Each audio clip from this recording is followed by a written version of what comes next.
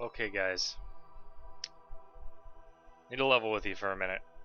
This space program has gotten really cluttered and really messy. Let's turn those off.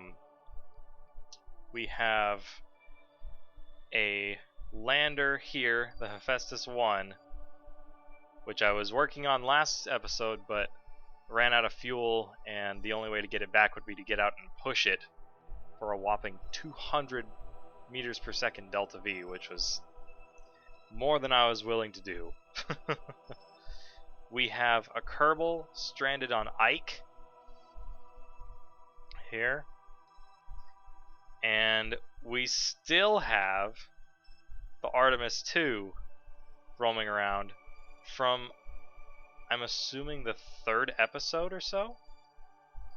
Yeah, I'm pretty sure it was the third, because we also lost Jebediah on that one. So, what are we gonna do? I'm not really sure. I feel like it'd be better if we just kind of like took a pause, put a hold on some stuff,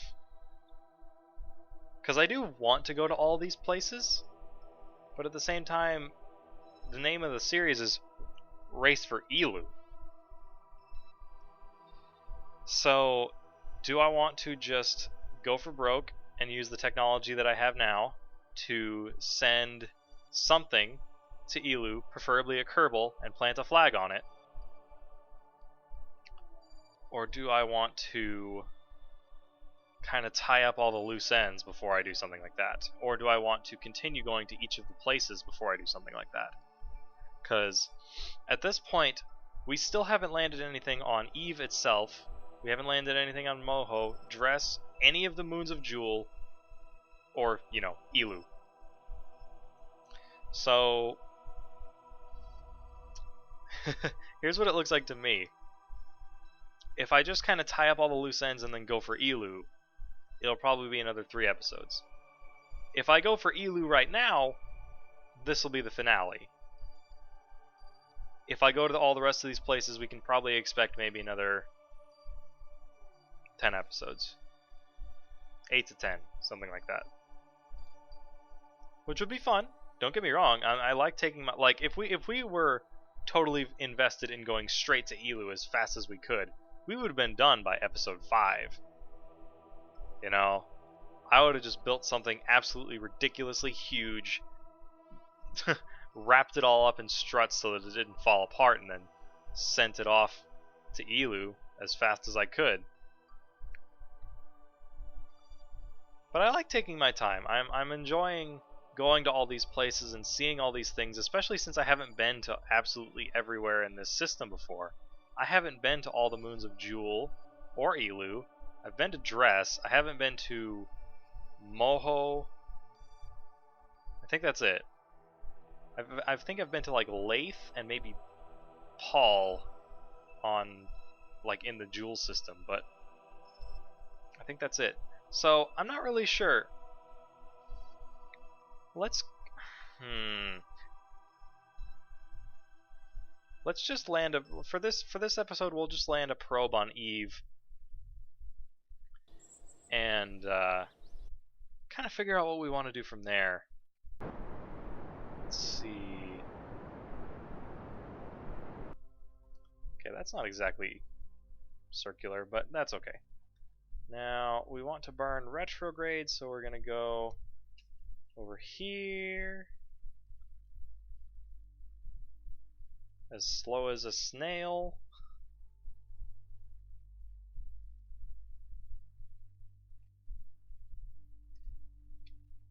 Okay, now we're in the right position, so we're going to start burning this way. And using the gravitational force of Kerbin in much the same way that it did when we were using the Hephaestus 1 to get ourselves to Eve. We are going to sling ourselves into a retrograde vector along our orbital path so that our altitude over the sun, Kerbal, the star, decreases. which you did see when I was working with the Hephaestus one, and this is the same principle that we've been using since the beginning of this series. It's called the Oberth effect. I know I've talked about it before, but essentially it means that, or at least what I've gathered that it means, is that when you boost from one direction on your orbit, it pushes out the other side. So, and anything that I do really is just a manipulation of that principle. Like you see what I'm doing right now, I'm boosting in such a way that will lower my periaps so that I can get an intersect with Eve.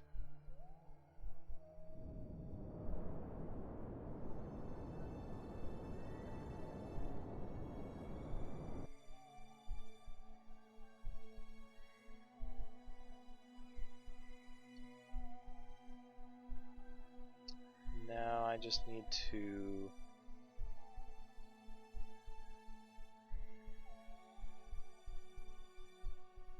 change the inclination. Oop, not too much.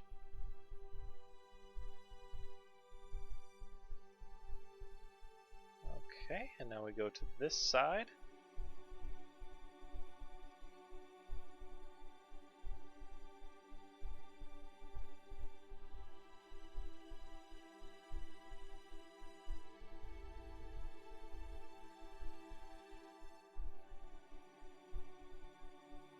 Oh, if we could get a free return, that'd be fantastic. Aha! Now, using that set of maneuvers, that will put us directly on course to smack right into Eve. Of course, we're going to be a little more careful than that, but we're going to essentially hit it.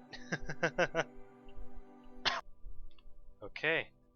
We have just entered Eve's sphere of influence, and you can see our orbital path right there. It's heading essentially straight into Eve. I'm just going to kind of carefully fast forward towards it, and once we get a little closer, I'm going to use my remaining fuel to slow us down a tiny bit so that we don't go through the atmosphere at 4 kilometers a second. I'm hoping that I land on, land and not in the ocean. That would not be fun. But if Eve should turn just a tiny bit more, we're going to end up in this giant circular sea here, which would not be very fun. I wish there was a way in. I mean, I realize that there are ways in the mods, but I wish there was a way in vanilla. Well, I guess there is now. I was gonna say I wish there was a way in vanilla KSP to make a boat, but you can make a seaplane now, since buoyancy is now like a much bigger factor, and the seas are more kind in landing.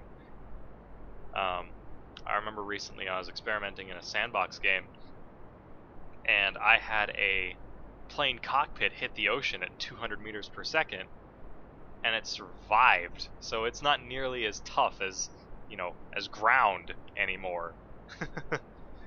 And it's much more. What am I trying to say? It's much more lenient in terms of impact. It just doesn't hurt so much to hit it anymore, which is really nice. Okay, so we're out of fuel. Gonna jettison that, and I'm hoping, praying that the heat shield holds up, because we're still gaining speed. We're not even in the atmosphere yet, but we will be here in a second. Looks like we're gonna hit the atmosphere at about 2,600 meters per second, which is a lot. And yeah, stuff's overheating. Yeah, this is not gonna work. Nope.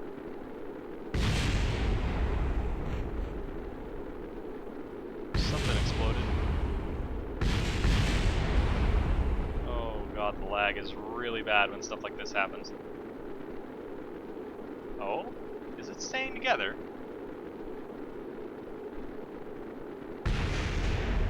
I mean, yeah, there's stuff exploding, but I'm like, at this point I'm guessing that it's just the solar panels and landing legs that were on the outside.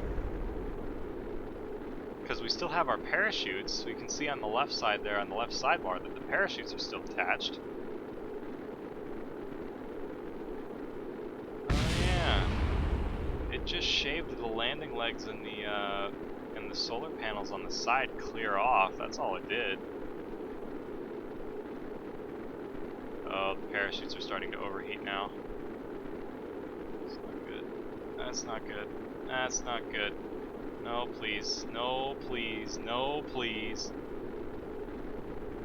Slow down, slow down, slow down. Okay, good, good. Whoa!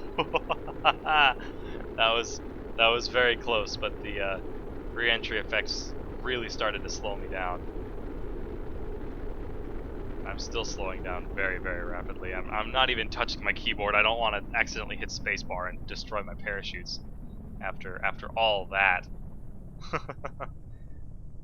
Okay, well, we've made it into the atmosphere, which is more than I expected. But oh, that's an interesting sunrise. Almost looks like the aurora, like here on Earth, but not really, not quite. And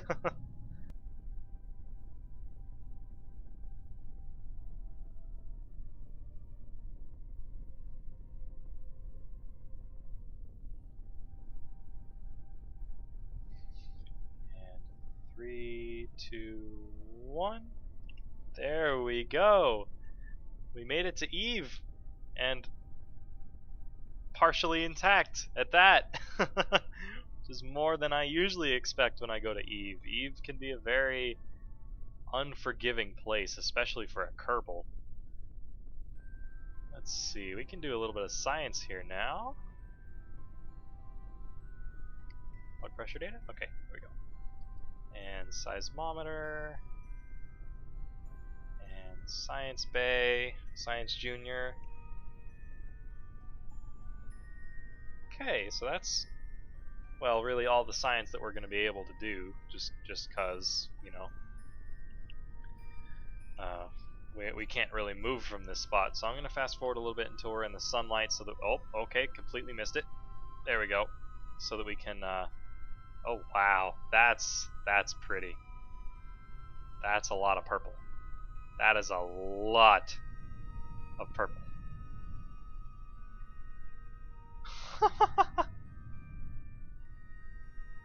There's our tiny little probe. It made it. Oh, still fast forward. Okay. Now, oh, no, not that. Okay. Now we're going to transmit all the data because this is about all that this probe is really going to be able to do. So, do you remember the IRV, the Interplanetary Retrieval Vessel? Yeah, so I went to go and try and retrieve the the lander that we landed on Gilly, and although I did get there and I did dock with the lander, you can see on the sidebar there that I did not have very much fuel left after that, and even though I feverishly attempted to make a maneuver node, I inevitably ran out of fuel. So this problem is not yet remedied, and it will take a couple more episodes, I think, before we even get to see what happens. So I will see you all next time.